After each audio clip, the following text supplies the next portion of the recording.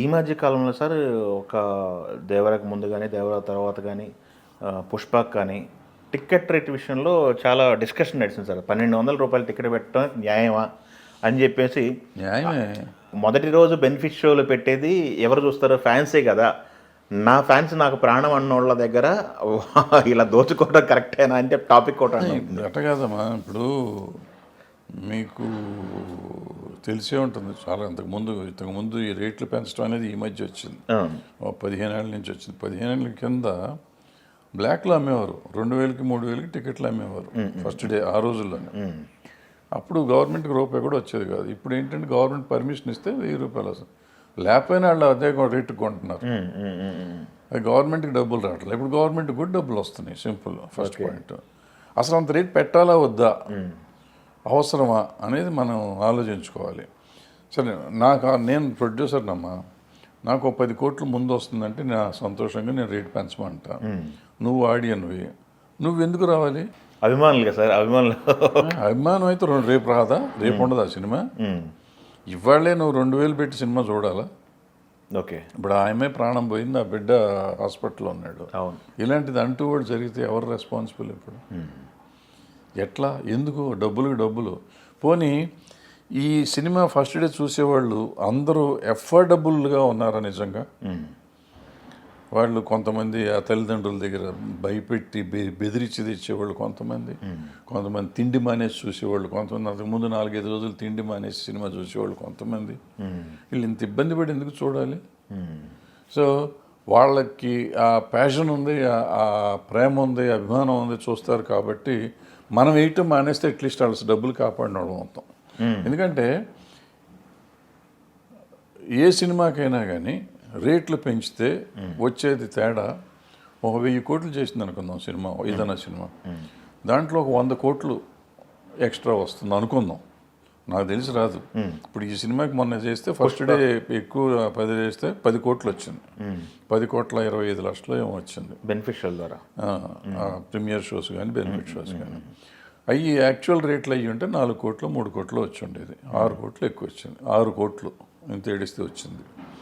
మిగతా రేట్లు ఉన్న దానివల్ల ఇప్పుడు చేసిన 700-800 కోట్లు 1000 కోట్లలో ఇంకొక 70 కోట్లు 80 కోట్లు 100 కోట్లు వచ్చి ఉంటుంది.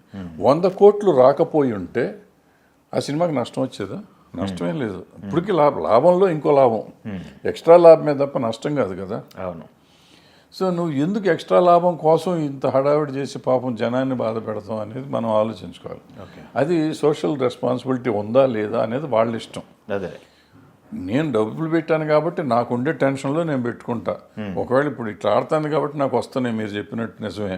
ఆడకపోతే 4 రోజుల్లో నేను రికవర్ అయిపోతానుగా. ఓకే.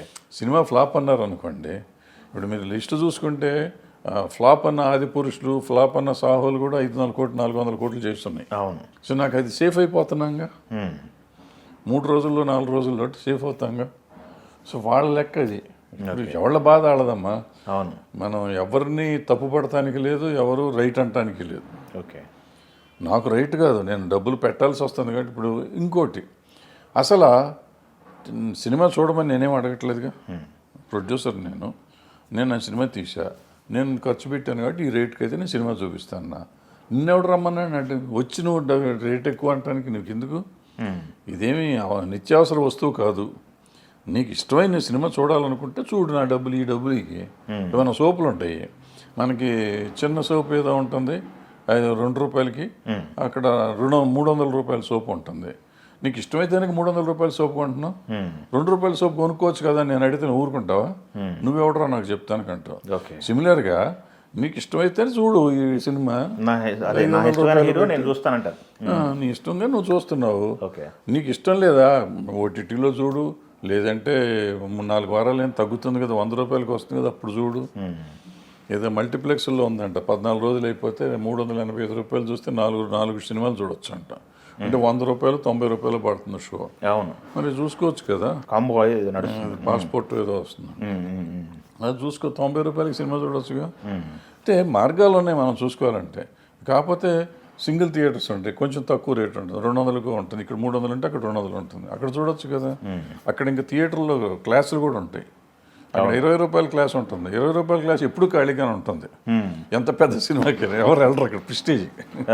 మరి 20 రూపాయల క్లాస్కి వెళ్ళు సినిమా చూడు తక్కువ కావాలంటే. అప్పుడు మొదటి 1-2 రోజులు అది క్లాసులతో సంబంధం లేదు, మొత్తం థియేటర్ మొత్తం ఒకటే రేటు. ఒక రేట్కి అమ్ముతారు. అది బ్లాక్, అది మళ్ళీ బ్లాక్ అది.